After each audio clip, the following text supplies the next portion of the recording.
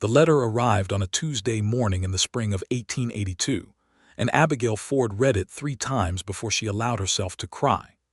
She stood in the doorway of the small ranch house she had inherited from her father 2 years prior, the pale yellow envelope creased and travel-worn from its long journey out of Abilene, Kansas, and all the way down through the dry Oklahoma territory to the edge of the Texas Panhandle, where she made her home in the town of Settlers Creek.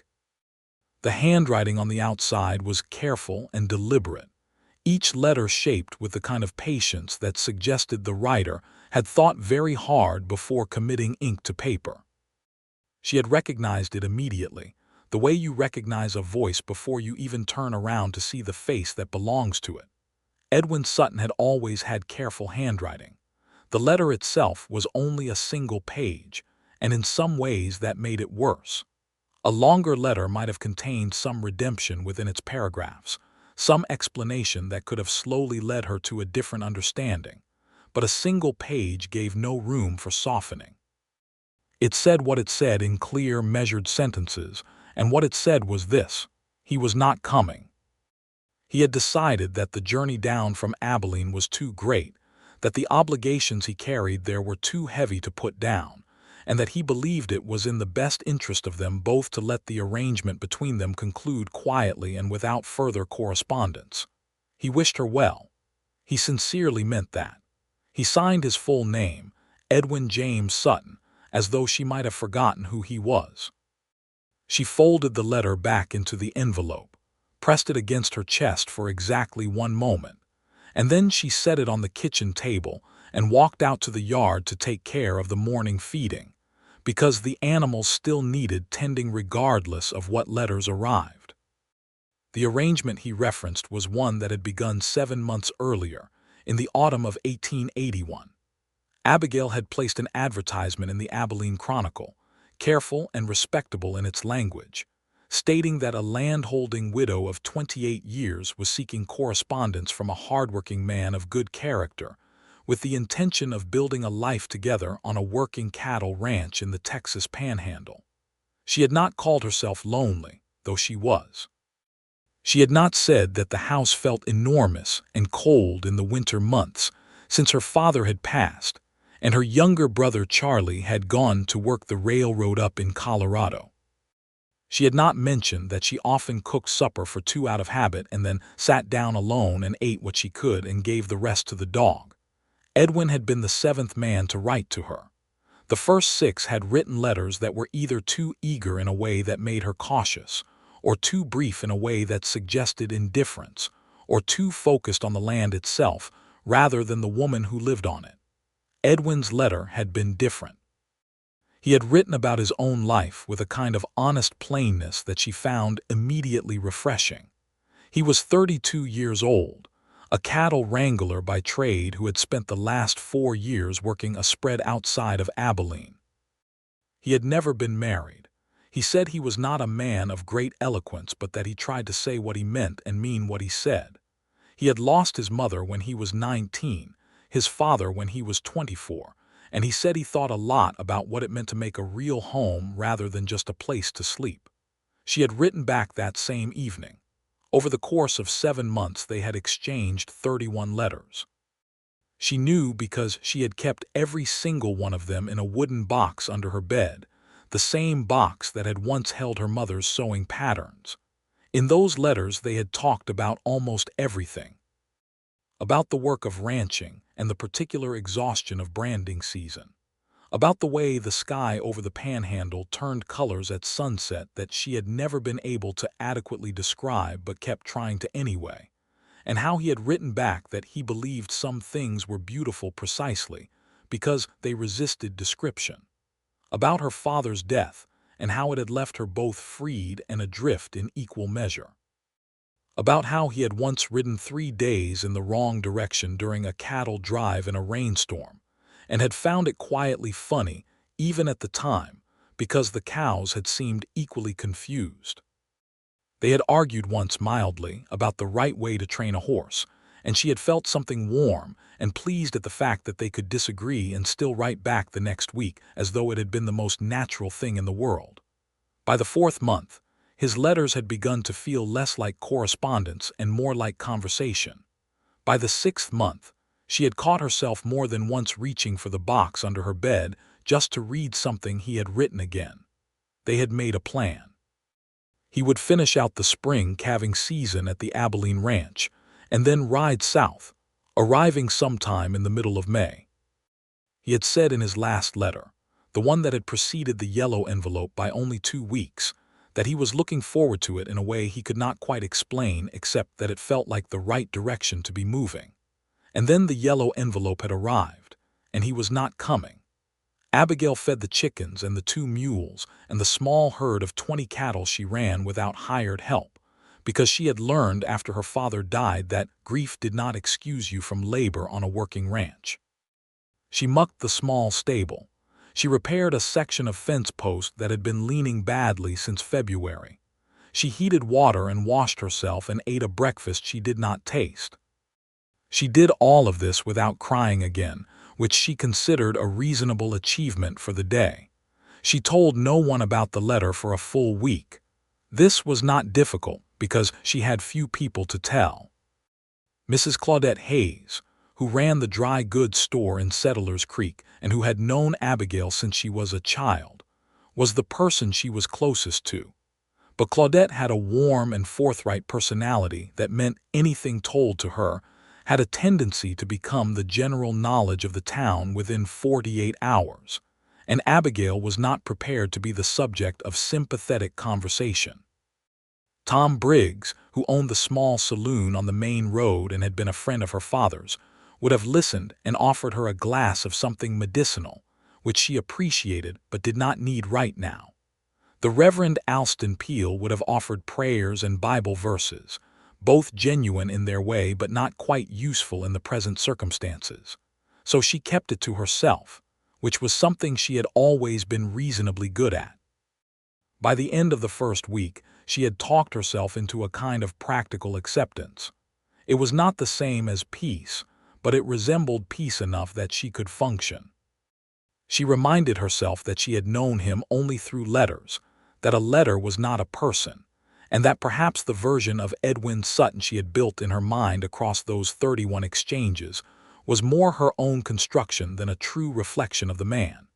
She reminded herself that she had managed the ranch alone for 2 years and that she could continue to do so. She reminded herself that loneliness was not an emergency. She was in the middle of reminding herself of all of this on a Thursday afternoon, near the end of May, when she looked up from the fence line and saw a rider coming down the road from the north. The road that led into Settlers Creek from the north connected eventually, through a long and mostly empty stretch of flat grassland, back up to the main cattle trail that ran toward Abilene. It was not a heavily traveled road. Most people who came to Settlers Creek came from the east or the west.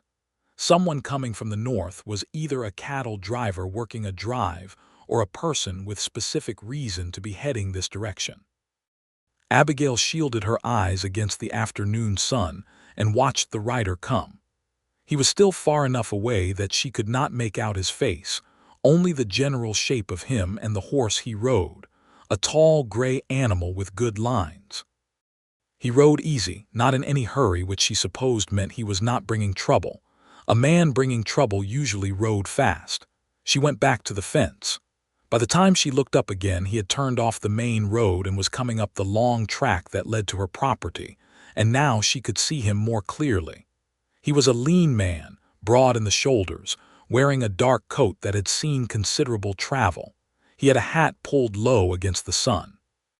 He was leading a pack horse behind him, a brown animal loaded with what looked like saddlebags and a bedroll, and a few other items she couldn't quite make out at this distance. Abigail set down her fence pliers and straightened up and waited. He rode to within 30 feet of her and then stopped and pushed the brim of his hat back, and she saw his face clearly for the first time in her life, and she knew immediately who he was even though she had never once seen him before this moment. Edwin Sutton had brown eyes, darker than she had imagined, and a jaw that carried several days of trail dust and stubble.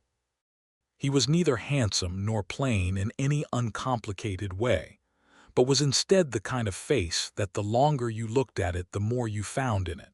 Something that spoke of weather and thought and a life lived largely outdoors. He was looking at her with an expression she could not immediately classify, which was somewhere between uncertain and resolved, like a man who had made a decision he was not entirely sure was wise but was committed to nonetheless. Neither of them spoke for a moment. "You are Abigail Ford," he said finally. It was not a question. "I am," she said. "And you are Edwin Sutton, who sent me a letter saying he was not coming." He was quiet for a moment after that. The gray horse shifted its weight. Out in the pasture, one of the cattle made a low sound and then was quiet again. "I did send that letter," he said. "I read it 3 times," she said.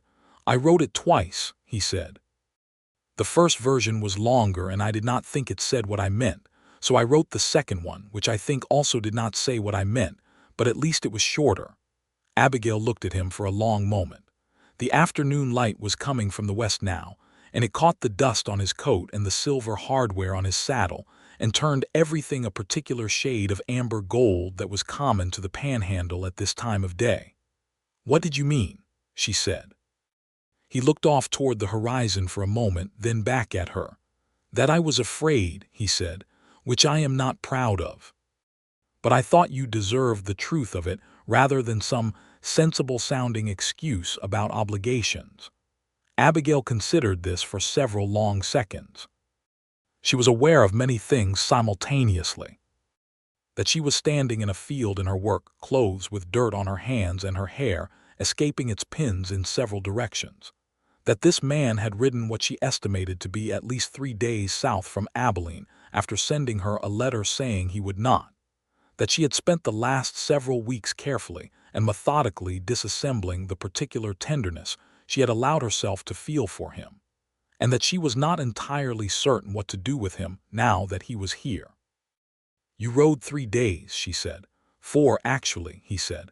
"I took a longer route. I was not entirely certain I was doing the right thing until I was about halfway here, and then I was no longer able to talk myself out of it." She almost smiled. She caught herself before she did, because she did not want him to think it was going to be simple, because it was not. "Get down off that horse," she said. "I will not speak to a man at length while he is mounted and I am on foot." He swung down with the ease of a man who had been getting off horses for most of his life and stood on the ground before her, and she was surprised by how tall he was, an inch or two above 6 feet, which put him at perhaps 8 inches above her own height. He held his hat in his hands, and she could see now that his hair was a dark brown similar to his eyes, and that he was looking at her with an attentiveness that she found both unsettling and oddly familiar, the way his letters had been attentive. "I read all of your letters again," he said. "The night I wrote the one saying I was not coming, and then again the next morning. And I kept thinking about something you wrote in October when you were talking about your father. You said that the hardest thing about grief was not the losing but the deciding afterward what kind of person you were going to be with all that empty space." Abigail said nothing. She remembered writing that. She remembered it clearly. "I have been deciding things slowly for a long time," he said. "I think I was afraid that coming here meant a kind of deciding I was not ready for. And then I realized that not coming was also a kind of deciding, and I liked that one considerably less." The wind moved through the grass in the pasture, a long, slow sound. A hawk turned lazy circles high up in the blue.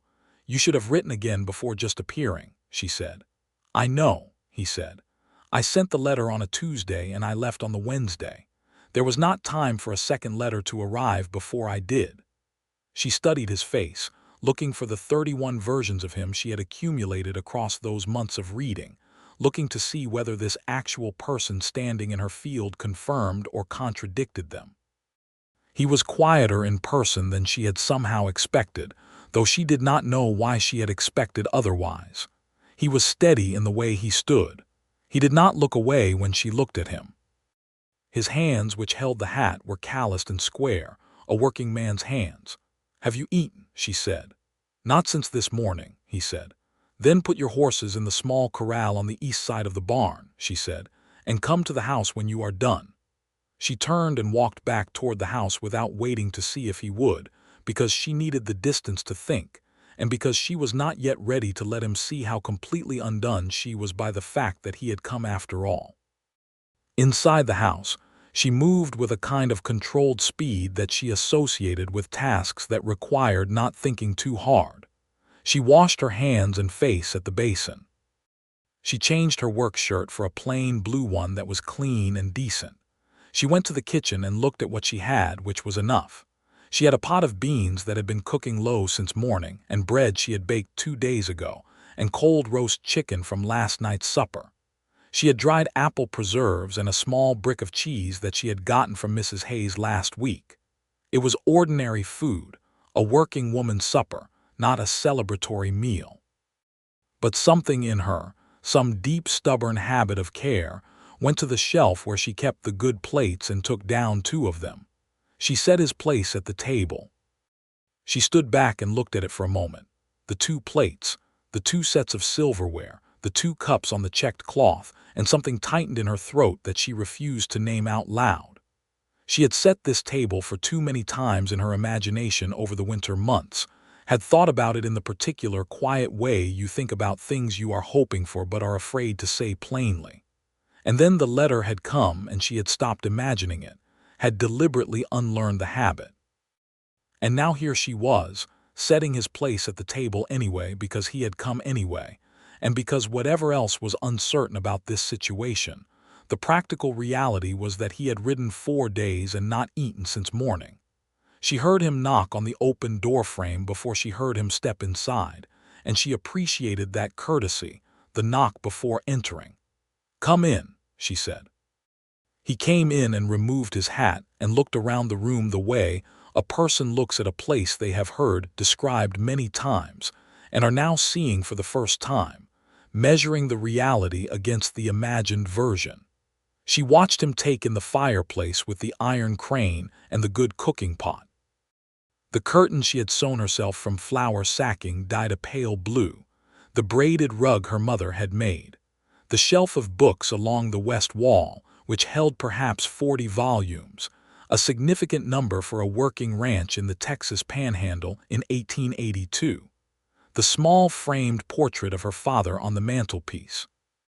The dog, a brown hound named Juniper, who had emerged from her spot by the fire and was now pressing her nose against Edwin's hand, with the shameless enthusiasm of a creature, unburdened by the need to maintain any dignity. He crouched down and let Juniper smell him properly and then scratched her behind the ears with the natural ease of a man who had always had dogs around, and Juniper made a sound of profound satisfaction and leaned into him. "She is an excellent judge of character," Abigail said from the kitchen doorway, "or a very poor one. I have not yet determined which." "What is her name?" he said. "Juniper." He nodded as though this made complete sense to him. "Good name," he said. She told him to wash at the basin and sit down, and he did both of these things without commentary, and she brought the food to the table, and they sat across from each other at the small round table in her kitchen, Edwin Sutton and Abigail Ford, who had exchanged 31 letters over 7 months and had never until this afternoon occupied the same physical space. Outside, the sun was finishing its fall toward the horizon, and the kitchen was filling with the warm orange light of early evening. For the first few minutes they ate without speaking, which she found was not as awkward as she would have predicted. He ate with a focused appreciation that suggested genuine hunger, and he did not make a performance of it. After a little while he looked up and said the beans were very good, and she said her father had taught her the recipe, and he said what had her father put in them, and she said a particular combination of dried chilies and salt pork, and one other thing she was not going to tell him because it was the kind of secret that was worth keeping. He smiled at that. The smile changed his face substantially, opened it up, made it warmer and younger, and she filed the information away the way she filed most things, carefully and without fuss. "Tell me why you were afraid," she said. She had decided to ask this directly rather than work around it sideways, because she was not a sideways sort of person and she had never pretended to be. He looked at his plate for a moment. "I have not been good at staying," he said. "Not in any one place. After my father died, I spent several years just moving, following work wherever it went. That kind of living is easier than it sounds because it requires very little of you emotionally. You do the work and you move on and nothing is particularly at stake." He looked up at her. "Your letters changed what was at stake for me, and that was unfamiliar territory." "Do you think that is a reasonable explanation for sending someone a letter saying you are not coming and then coming anyway 4 days later?" she said. "No," he said immediately. "I think it is an explanation and I think you deserve to have it, but I would not call it reasonable. I behaved poorly and I know it." She looked at him steadily. "What made you change your mind? Not why you were afraid. What made you ride south?"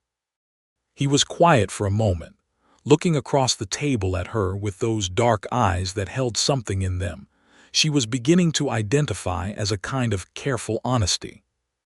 "In your 22nd letter," he said, "you wrote about riding out to the east pasture very early one morning when you could not sleep, and you said the grass was still silver with frost, and that every time you breathed out you could see it, and that it was the most alone you had felt since your father died, but that it was also somehow all right, that the ranch and the land and the morning felt like enough. And then you wrote that you hoped that someday it would be more than enough." She remembered writing that letter. It had been a cold morning in February, and she had come back in and written it while drinking coffee at this very table. "I have read that letter enough times that I have it memorized in places," he said, "and I realized on a Wednesday morning in Abilene that I had already made my decision a long time ago. I had just been arguing with it." Abigail Ford sat with that for a moment. Outside, the last of the evening light was going. The fire in the hearth was casting its orange warmth across the room. Juniper had settled back in her spot on the rug, a compact and satisfied shape.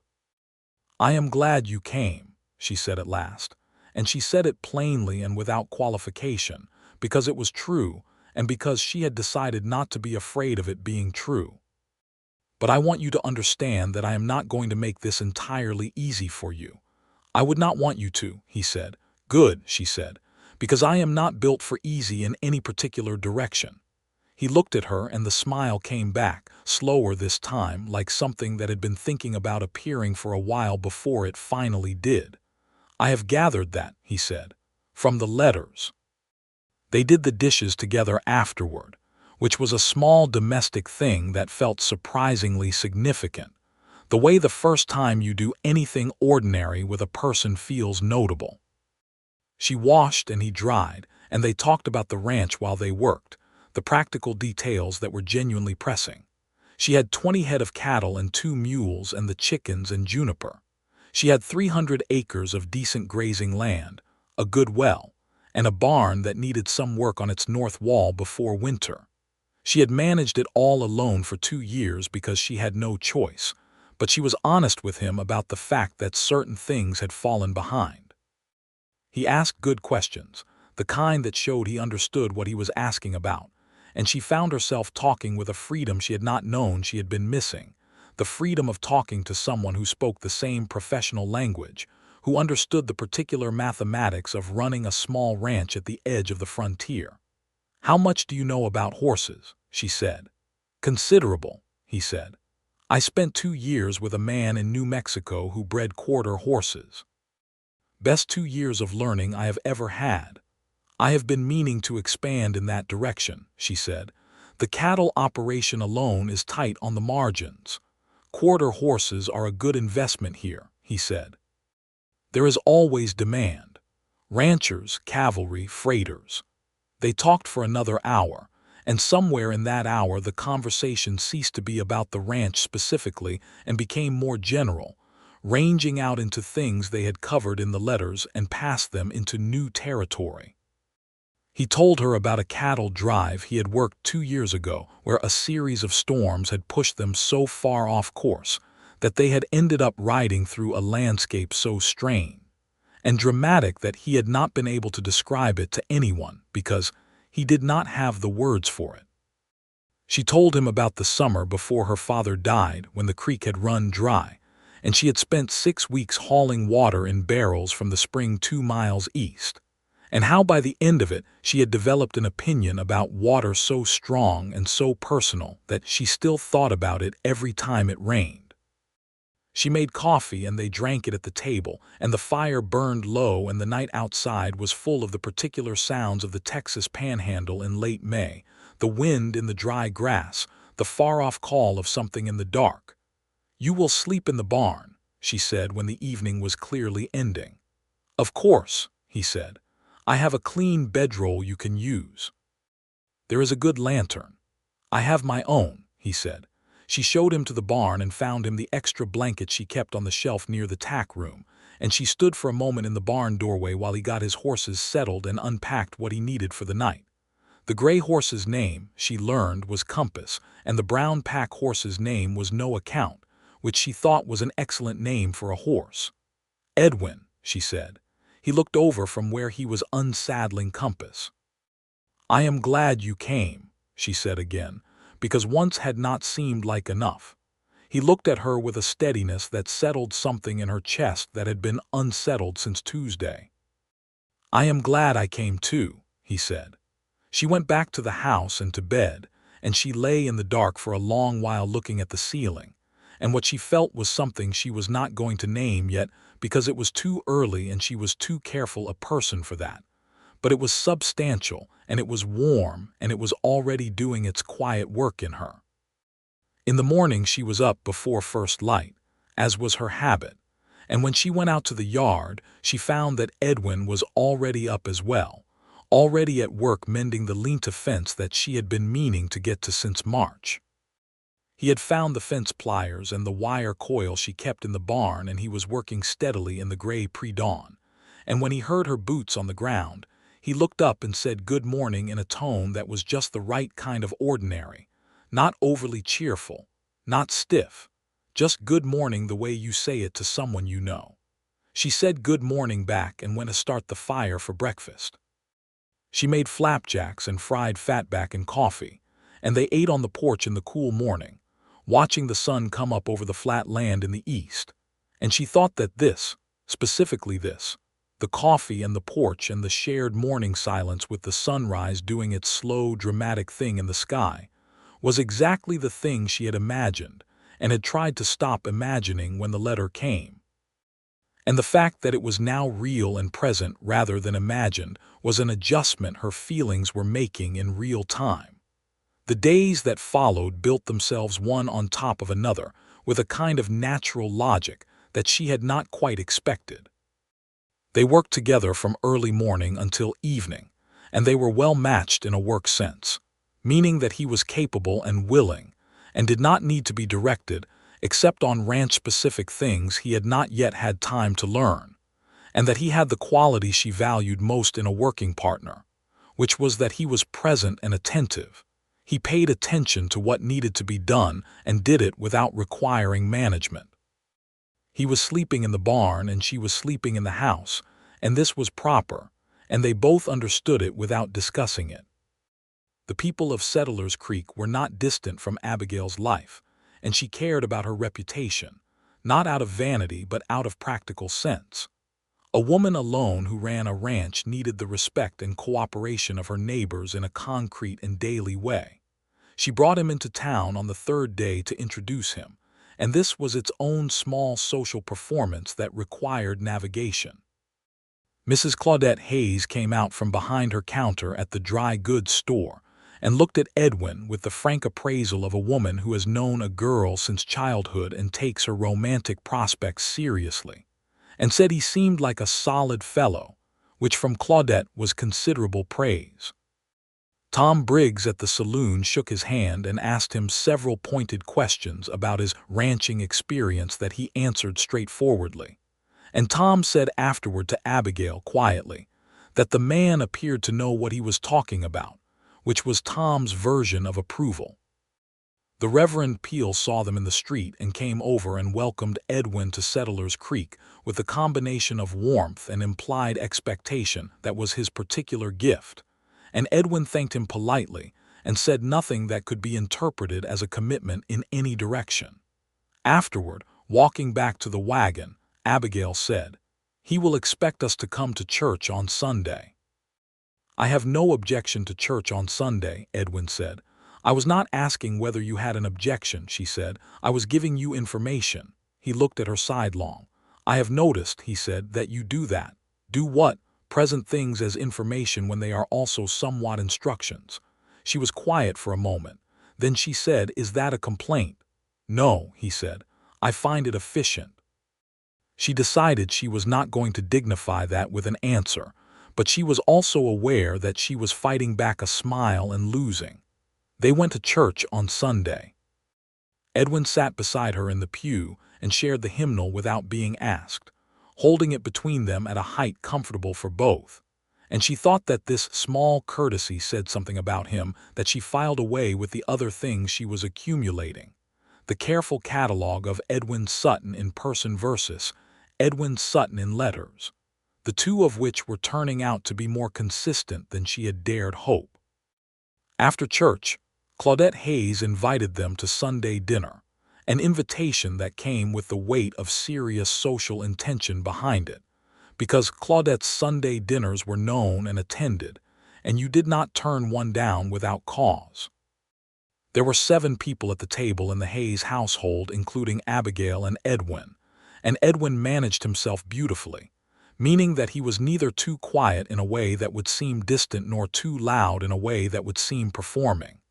He answered questions directly, listened when others talked, had an opinion about the upcoming cattle season that was well-reasoned, and that Tom Briggs, who was also at dinner, engaged with seriously.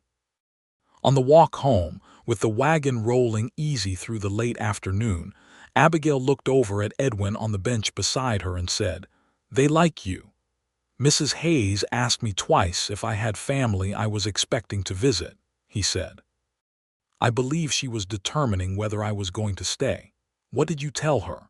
"That I had no family waiting anywhere in particular," he said, "and that I expected to stay as long as I was wanted." Abigail kept her eyes on the road ahead.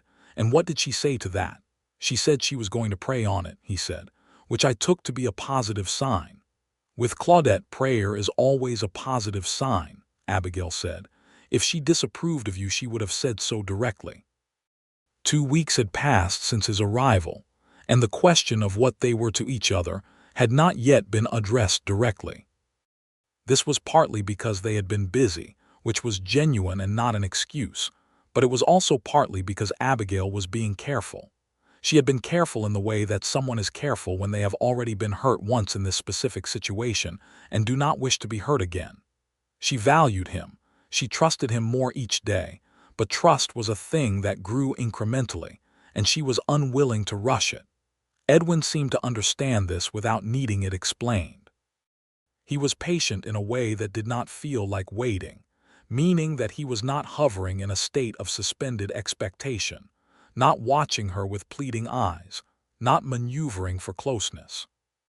He was simply present, working beside her, talking with her, learning the ranch and its rhythms, and that presence accumulated its own meaning slowly. There was an evening in the second week when she found him on the porch after supper, sitting on the step with a piece of wood and a knife, shaping something with careful attention. She sat down in the chair beside the step and asked what he was making. He said he was not entirely sure yet, which she found a surprisingly honest answer. She sat with him while he worked, and neither of them felt any need to fill the quiet, and the evening came in slowly around them, the stars appearing one at a time above the dark flat land. "Edwin," she said after a while, he said, "do you believe in this?" She said, "Not in a general way, specifically. This ranch, this town, this direction." He stopped working the wood and looked at her, and in the starlight his face was calm and very serious. "Yes," he said, not elaborately, not with supplemental argument, just yes. She looked at him for a moment and then looked back out at the dark. "Good," she said. "So do I." They sat out there a while longer, and when she finally went in to bed and he went to the barn, she lay in the dark and acknowledged to herself, quietly and without ceremony, that what she felt for Edwin Sutton was love. That she had been falling into it slowly all winter long through 31 letters, and that being in his actual presence had only confirmed and deepened it. She acknowledged this, and then she put it carefully aside, not to deny it but to let it mature, because she was a practical woman and she believed that love, like most good things, was best not rushed. On a Thursday evening near the end of June, roughly 5 weeks after his arrival, they had their first real argument. It was about the north wall of the barn, which Edwin thought should be replaced entirely rather than patched, which was the approach Abigail had intended. He said that patching would need to be done again within 2 seasons, and that the lumber investment now would save money overall. She said she knew that barn better than he did, and that the foundation posts were still sound, and patching was sufficient. He said foundation posts and wall planks were separate concerns. She said she knew what they were. The argument lasted perhaps 20 minutes and ended with both of them going inside to supper in a charged silence that was not quite angry but was not peaceful either. She served the food and he sat down, and for several minutes they ate without speaking, and then she said, "The posts are sound," and he said, "I know they are." And there was a pause, and then he said, "But the planks are not," and she said, "I am aware of that." And then they were both quiet again, and then she started to laugh, which surprised her, and then he was laughing too, and the tension went out of the room like air out of a bellows. "You are stubborn," he said. "I am thorough," she said. "Those are not mutually exclusive," he said. They compromised. They replaced the worst third of the wall and reinforced the rest, and the finished result was better than either of her original approaches would have been, which she acknowledged to him without much grace but with genuine honesty. "You were right about the middle section," she said the day they finished. "You were right about the posts," he said. "That is not the same thing," she said. "No," he agreed, "but it is an honest accounting." She looked at him, this man who had ridden 4 days south and knocked on her door frame and eaten her beans and fixed her fence and argued with her about barn walls and sat quietly on her porch in the evenings, and she felt the love in her chest like a steady lamp, not flickering, just burning. It was on a Saturday evening in early July when things moved forward. They had ridden out to the east boundary of the property that afternoon to check on a section of fence that she had reported worrying about since the spring, and they had found that a portion of it had come down, probably in a wind, and they had spent most of the afternoon repairing it. And by the time they were riding back, the sun was going low, and the sky was doing something extraordinary, the kind of color event that happened sometimes over the Panhandle when the dust was a certain way in the air, turning the whole western horizon into a construction of golds and deep reds, and a particular shade of orange that had no adequate name. They stopped the horses without talking about stopping them, just both pulled up at the same moment because the sky demanded it. They sat there on horseback side by side and looked at the sunset for a long time. "I have been trying to describe this sky for years," Abigail said, "and I still cannot do it adequately." "Then stop trying to describe it," he said, "and just look at it." She looked at it. And then she looked at him, because he was looking at the sky with an openness on his face that made something in her chest ache, a good kind of aching, the kind that comes from something very right being very present. "Edwin," she said. He looked over at her. "I would like you to stop sleeping in the barn," she said. He held her gaze. "Is that information or instructions?" he said. "It is a request," she said, which was a thing she did not use very often. He looked at her for a long, serious moment, and then he said, "I would need to speak to the Reverend first." "I know that," she said. "I am not suggesting otherwise." "Then I will speak to him on Monday," he said. "Sunday," she said. A pause. Then the smile, the slow one that she had catalogued and come to rely on. "Sunday," he agreed. On Sunday they spoke to the Reverend Alston Peel before the service rather than after, which gave him the full hour of the service to think pleased thoughts, which he appeared to do with great enthusiasm, and after the service he took them both by the hand and said he would be honored to perform the ceremony, and what date did they have in mind. Edwin looked at Abigail. Abigail thought for a moment, and said the end of August gave enough time to do things properly.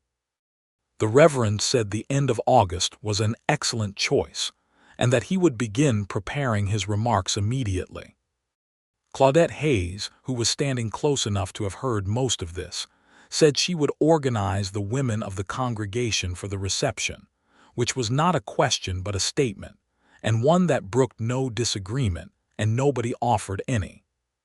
The weeks between the conversation with the Reverend and the end of August were weeks that Abigail would remember for the rest of her life as a particular variety of happiness that she had not previously known, a forward-facing happiness, purposeful and grounded, full of work and laughter and the building of something together.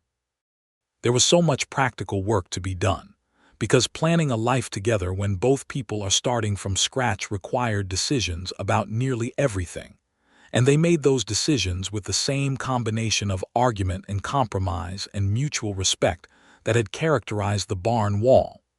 They agreed that the ranch house was hers and would remain structurally hers, but that everything done to it from this point forward would be done together. They agreed that they would try to expand the horse operation the following spring, and that Edwin would take lead on that while she maintained lead on the cattle. They agreed about how to handle the ranch's accounts, openly, honestly, with regular discussion. They argued briefly about whether to get another dog, Edwin being in favor and Abigail saying that Juniper had strong opinions about other dogs, and this remained unresolved but pleasantly so. She learned things about him in those weeks that the letters had not told her. She learned that he woke up slow in the mornings, needing coffee before conversation, which was fine because she was a morning person and the coffee was ready before he was. She learned that he had a very specific set of opinions about rope management that he expressed with a passion that was disproportionate to its subject matter. She learned that he could fix almost any mechanical thing but was completely helpless with sewing, which turned out not to matter at all but was interesting. She learned that he read, slowly and with great attention, and that he had strong views on the few books she had that he had also read, and that disagreeing about books was an entirely different and more entertaining variety of argument than disagreeing about barn walls. She also learned, in the quiet evenings, more of the deeper things. He told her about the years after his father's death when he had been truly alone in the world, drifting from one cattle operation to another, and how it had shaped in him both a competence and an ache that had coexisted for a long time. He told her about the specific night, in a bunkhouse in New Mexico in the winter of 1879, when he had lain awake and understood that the drifting was a habit rather than a preference, and that he had not known yet what to do with that understanding. He told her about the afternoon he had read her advertisement in the Abilene Chronicle, and how something about the language of it had reached into him, with its particular combination of practicality and hope. She told him things too, things she had not fully said in the letters. She told him about the difficulty of the years after her mother's death when she had been 15 and her father had been so deep in his own grief that she had in many ways run the household, and how that had made her capable and independent, but had also given her a tendency to carry things alone that was not always wise. She told him about her brother Charlie and the complicated grief of watching someone you love go toward their own life, knowing that the distance between you will only grow. She told him about the winter after her father died when she had sat at this kitchen table on a February night, and thought very clearly and specifically that she could not continue entirely alone, and that she had decided the next morning to write the advertisement, and how that decision had felt like the most vulnerable thing she had ever done. He listened to all of this with the same attentiveness he brought to everything, and he did not offer easy reassurances or quick repairs, which was exactly right, because she did not need those things. She needed to be heard, and he heard her. The wedding was on a Saturday afternoon in late August of 1882. The Reverend Peel performed the ceremony in the church on the main street of Settlers Creek, and there were perhaps 30 people in the pews, which was most of the town, because a wedding was an event, and because people liked Abigail and had quickly decided to like Edwin as well. Claudette had organized the reception with the thoroughness of a military campaign, and the churchyard afterward was spread with more food than 30 people could reasonably consume, which was always the measure of success at a Settlers Creek gathering. Abigail wore a dress she had made herself, pale gray with white detailing at the collar and sleeves, simple and well-made. She had put her hair up carefully, and Mrs. Hayes had given her a small set of amber combs to wear in it that she said had belonged to Claudette's mother and were lent for good luck. Edwin wore his best shirt, which was a dark blue linen that she had washed and pressed for him, and his best coat, and his hat was clean and his boots were polished, and he was, she thought, the finest-looking man she had ever seen, not because of his features specifically, but because of what was behind them. When the Reverend asked if she took this man, she said yes in a voice that was clear and direct, the way she said everything. And when Edwin said yes, his voice was steady in a way that contained within its steadiness something very deep, and she heard it and felt it in her chest like a chord. At the reception, Tom Briggs played the fiddle with more enthusiasm than technical skill, and 2 other men who had come in from neighboring ranches produced a guitar and a harmonica respectively, and there was dancing in the churchyard that lasted until the sun was well down and the stars were out. And Abigail danced with Edwin and with Reverend Peel and with Tom Briggs and with old Henry Marsh, who farmed 2 miles east and was 72 years old and still danced with a precision that shamed men 40 years his junior.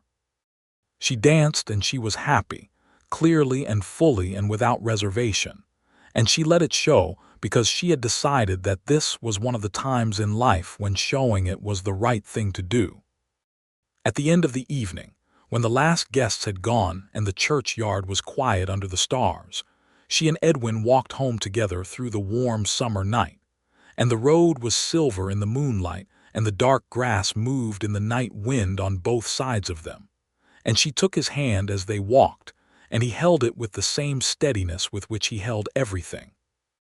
That night she brought the wooden box out from under the bed and took out all 31 of his letters and set them on the dresser beside his, still in the yellow envelope. And the next morning she put them all together in the box and put the box in the chest in the sitting room where she kept things that mattered. Life in the years that followed was a life built on what they had established together in those first months, a structure of mutual respect and daily work and steady accumulated love. The ranch grew.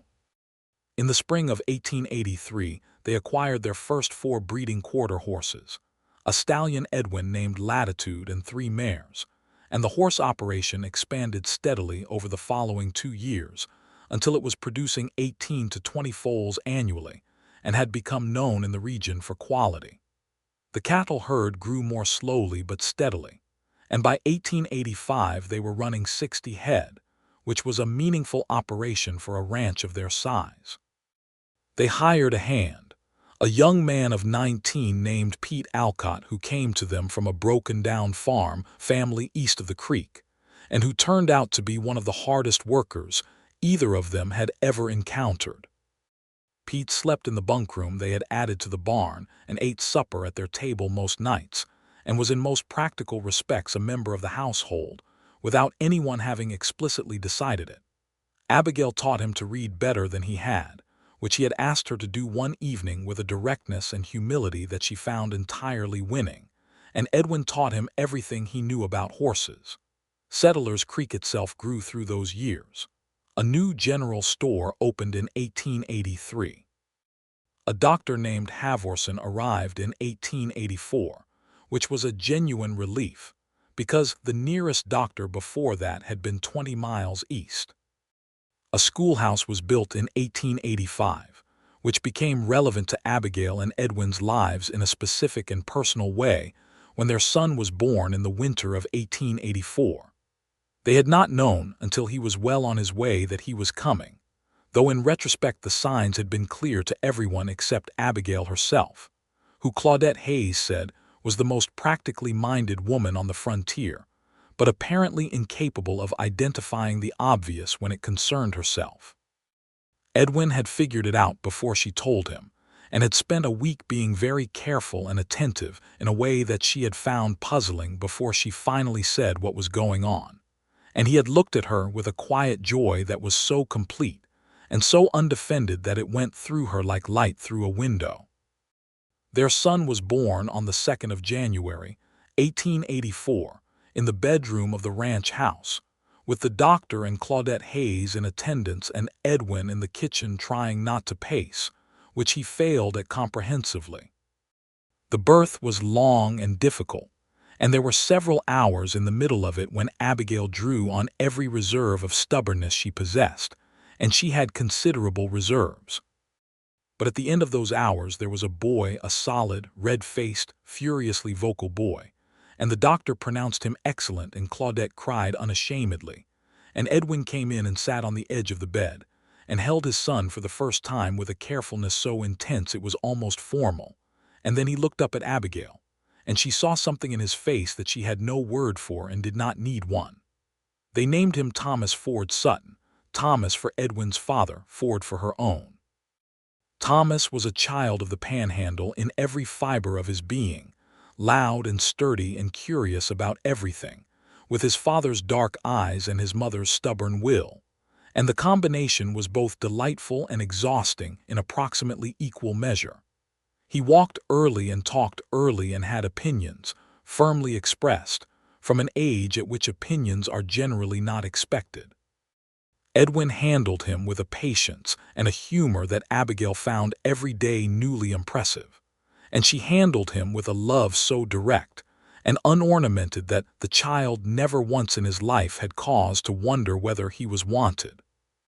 2 years after Thomas came a daughter, Abilene Rose, born in the spring of 1886, who was her father's daughter in temperament, quieter and more observant, with a quality of deep attention that made her seem, even as a very small child, like someone who was taking notes.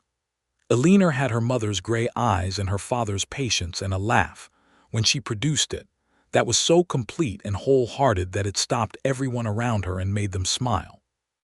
The house that had been too large for one person was now completely full, with Thomas's energy-filling rooms he was not even in, and Aline's careful presence, lending a quality of attentiveness to the household that influenced everyone in it. Pete Alcott, who was now 23 and a fully capable ranch hand and horseman in his own right, had by mutual unspoken agreement become something between an employee and a family member, and he was Thomas's particular hero and subject of devoted imitation, which Pete managed with a combination of pride and terror that the whole household found entertaining. There was an evening in the autumn of 1887 when Abigail sat on the porch in the cool air after supper, watching the last of the light leave the sky. Edwin came out and sat beside her, Thomas somewhere inside doing something noisy that involved running, and Abilene already asleep in her room with the quiet finality that was her particular gift. Pete had gone to town for the evening. The ranch was quiet around them in the way it got in the evenings, the horses settling in the pasture, the cattle grouped at the south end near the water trough Juniper, now gray-muzzled and slow but still essentially content, at Abigail's feet. "Edwin," she said.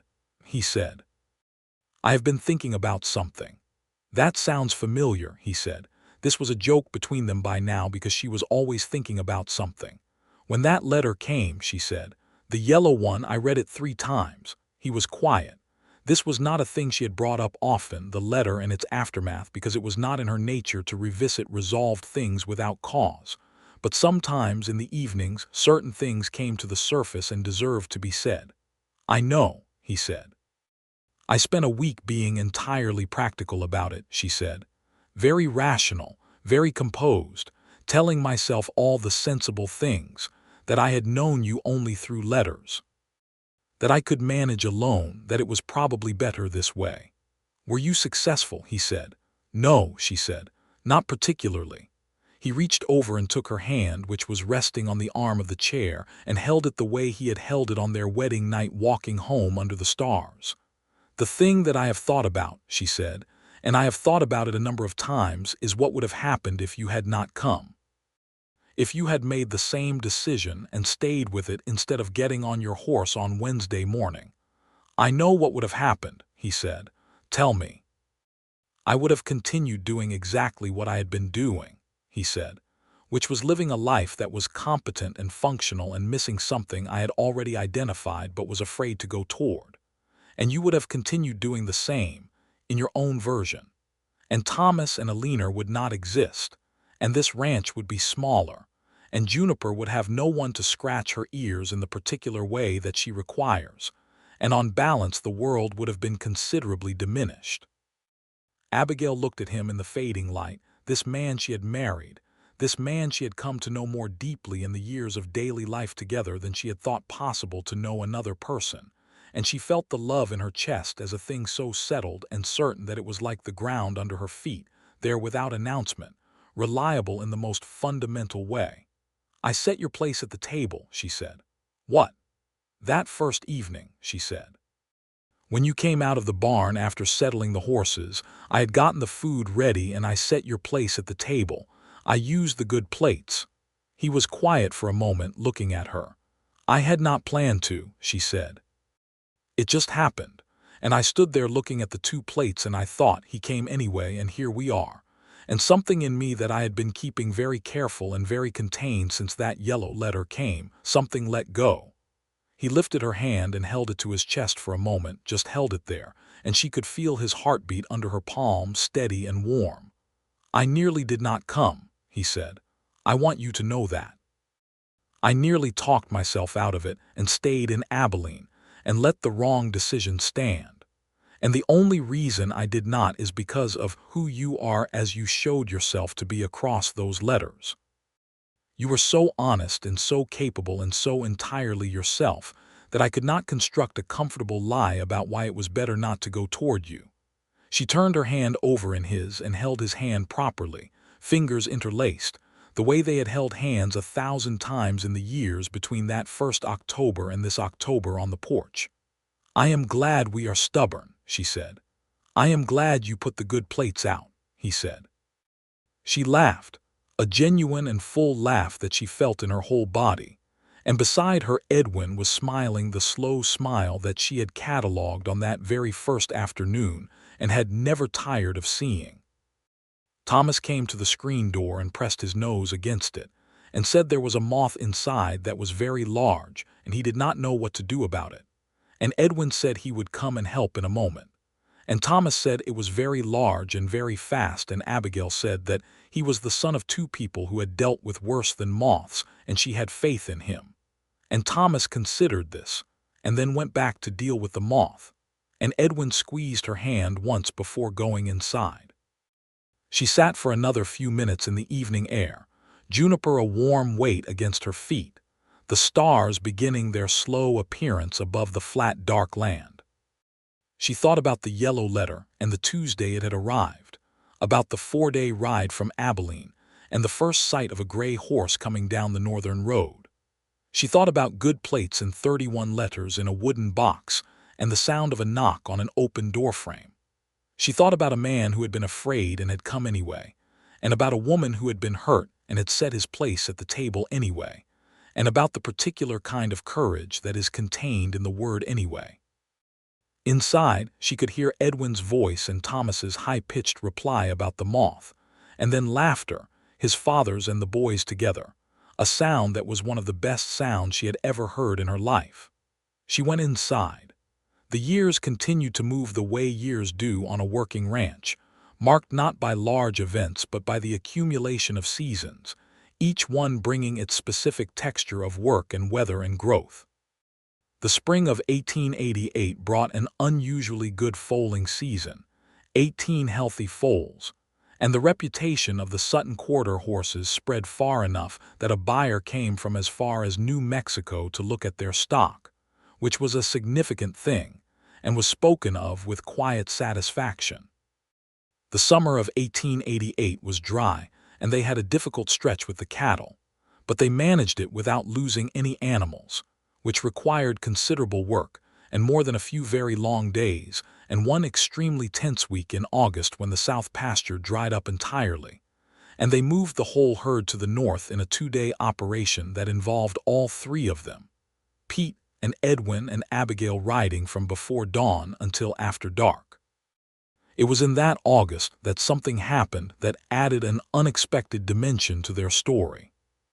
They were coming back from the north pasture on the second day of the cattle move when they encountered a man on the road, a Comanche man of perhaps 40 years, his horse badly lame and himself clearly exhausted and in need of help.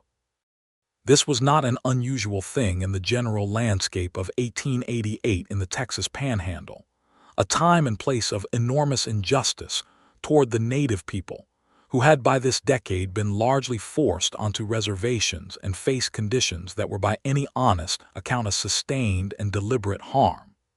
The man on the road carried himself with a dignity that his circumstances did not diminish, and he asked in reasonable English if they could spare water. Edwin had already pulled up and was getting down from his horse before Abigail had fully processed the situation, and she followed, and they gave the man water from their canteens and Pete gave him food from the pack he was carrying.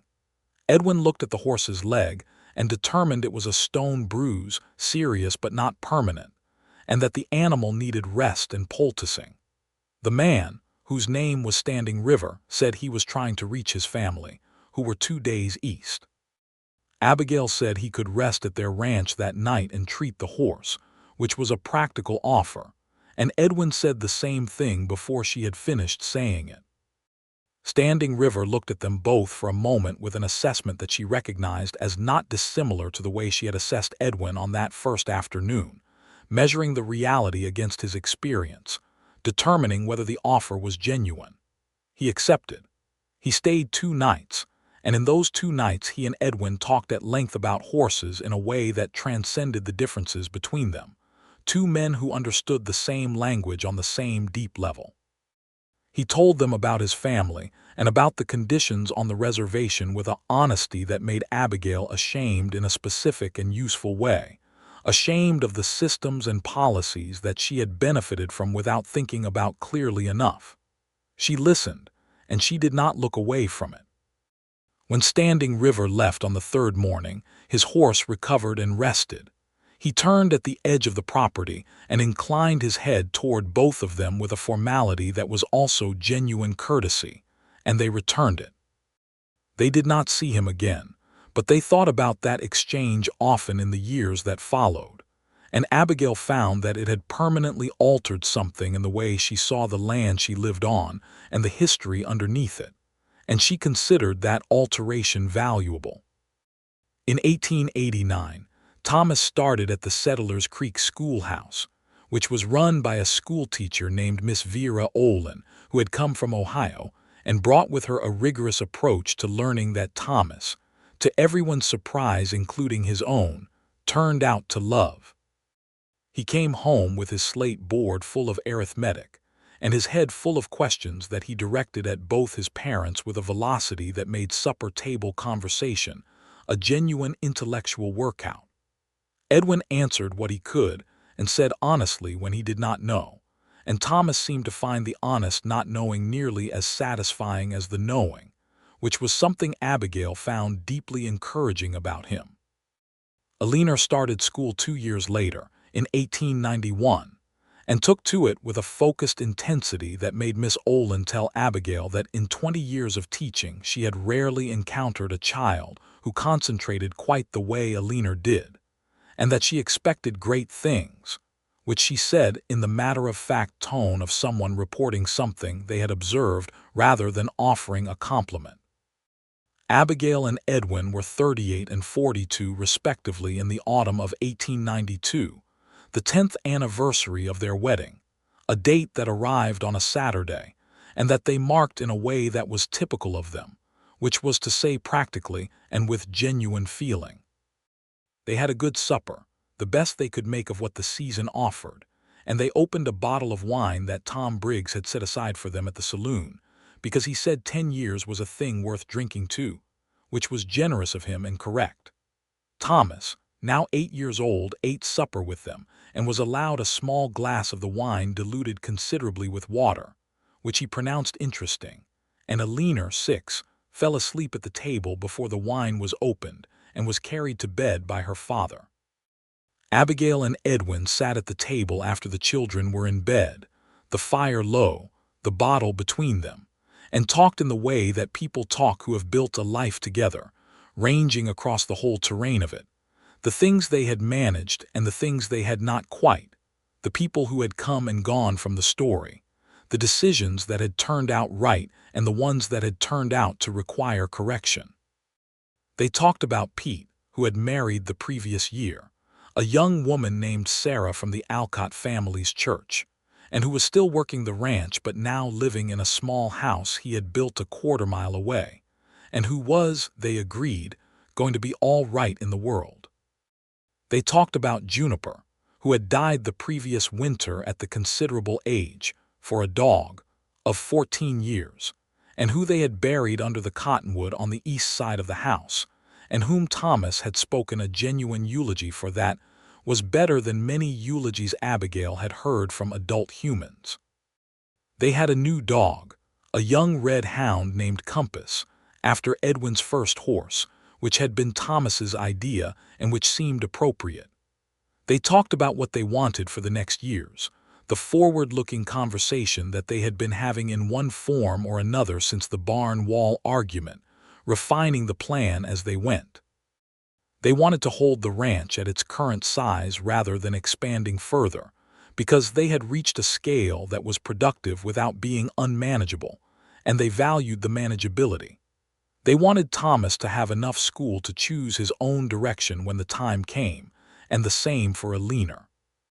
They talked about whether to try to have another child, a conversation they had had before and which they returned to with the same honest openness. "I would not say no," Abigail said. "Neither would I," Edwin said. "But I would not say I need it the way I needed Thomas," she said. "We are complete.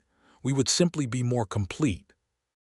He looked at her with a warmth that was so steady and familiar that it still moved her, 10 years in, the way it had moved her that first evening on the porch when he had carved something he could not yet identify from a piece of wood.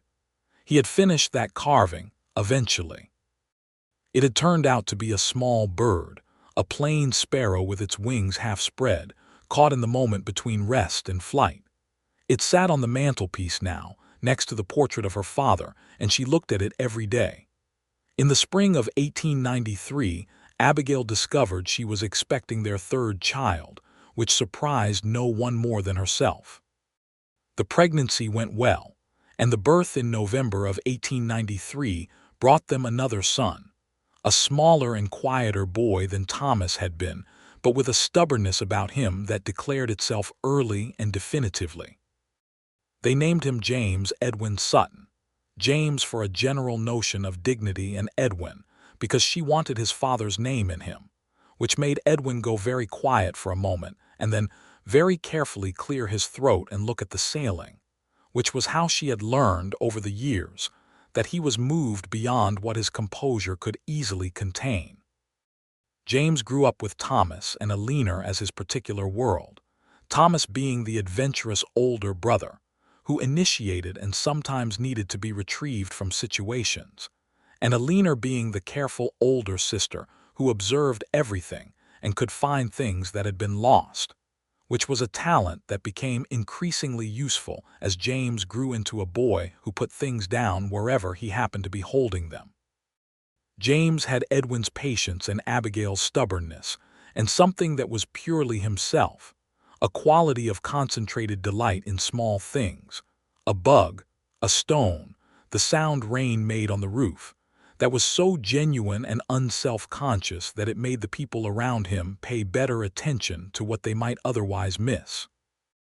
On the last day of December 1899, as the century was ending, Abigail and Edwin sat together on the porch as they had sat on 1,000 evenings, and watched the sun go down over the Texas Panhandle, and the land was the same land it had always been, the flat grass going silver in the winter light, the sky enormous and uncomplicated above it, the air cold and clean, and carrying the smell of ice from somewhere to the north. Thomas was 15 and working the ranch alongside his father with a competence that made Edwin's chest visibly expand whenever someone remarked on it.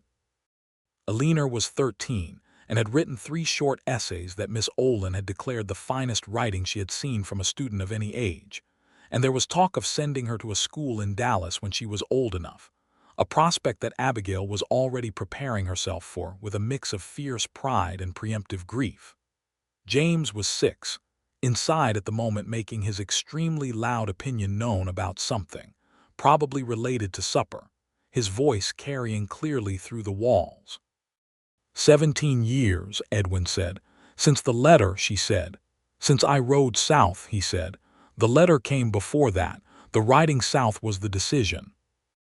She looked at him in the evening light, this man who was silver at his temples now and had lines around his eyes from 20 years of looking out over the Panhandle, and she loved him with a completeness and a dailiness that was as essential to her as breathing.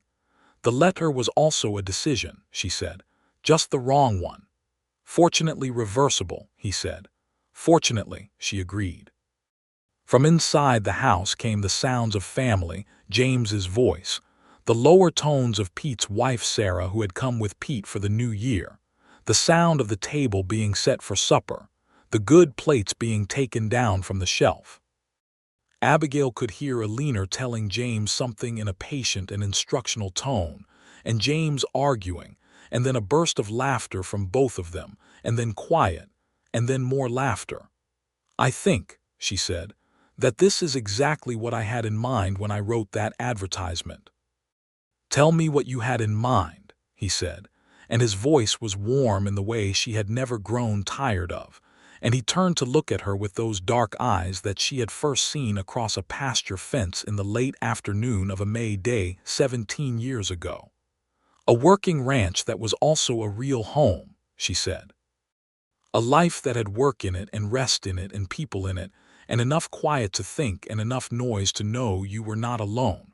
A table that had people at it.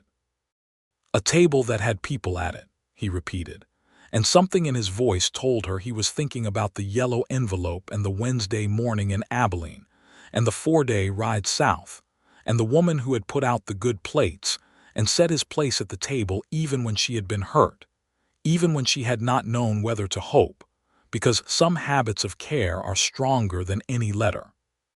She reached over and took his hand, the way she had taken it on their wedding night, the way she had taken it in the dark of 100 evenings, and he held it with the same steadiness he had always held everything, steady and warm and entirely present. Come inside, she said. It is almost time for supper. He stood up and she stood up and they went inside together, into the warmth and the light and the noise of the life they had made. And the table was set and the good plates were out, and there was a place for everyone. And the door closed behind them on the last evening of the 19th century, with the sound of something complete and permanent and deeply, thoroughly good. The new century would bring its own seasons and its own challenges, as centuries do, and this family on their 300 acres of Texas Panhandle would face them the way they had faced everything else, with work and stubbornness and the kind of love that is not a feeling so much as a fact as present and reliable as the ground under their feet, the sky above them, the grass bending in the long wind. But that was the century ahead, and this evening was its own complete thing, whole and sufficient, with the fire going and the food on the table and the voices of children and the man and the woman sitting down across from each other just as they had sat on the first evening, Edwin Sutton and Abigail Ford, who had come to each other across 31 letters and a yellow envelope and 4 days of riding and a fence line in the late afternoon of a May day, and who had found in each other exactly what they had been looking for without quite believing they would find it. Thomas reached for the bread basket, and Edwin said wait for Grace, and Thomas rolled his eyes in the way of 15-year-old boys everywhere and waited, and the Reverend Peel's voice was not there, but the spirit of what he had said over them 17 years ago was present in the room in its own way, a blessing on the ordinary, which was all the blessing any life needed. James pressed his small hand into his mother's and she held it. And across the table, Edwin looked at her with the slow smile she had catalogued on a May afternoon in 1882, and never once stopped finding new things in. And she smiled back at him. And the wind moved through the grass outside, and the fire burned in the hearth, and the lamp burned on the table, and the last evening of the 19th century held them all in its particular amber light. And everything was exactly, precisely, completely right. She passed the beans to Edwin, and he took them, and their hands met for a moment in the passing, the briefest ordinary touch. And she thought of a table set for two in a kitchen in the last light of an evening a long time ago, the good plates out, a place set on faith and stubbornness, and a refusal to stop hoping. And she thought that all of it, every letter and every decision and every morning of work and every evening on the porch and every argument about barn walls and every birth and every year, all of it had lived in that moment in some form, the moment before the man she was going to love came in from the barn and sat down and took the plate she had set for him. She was glad, deeply and without reservation, that she had used the good plates. She was glad without condition or qualification that he had come anyway.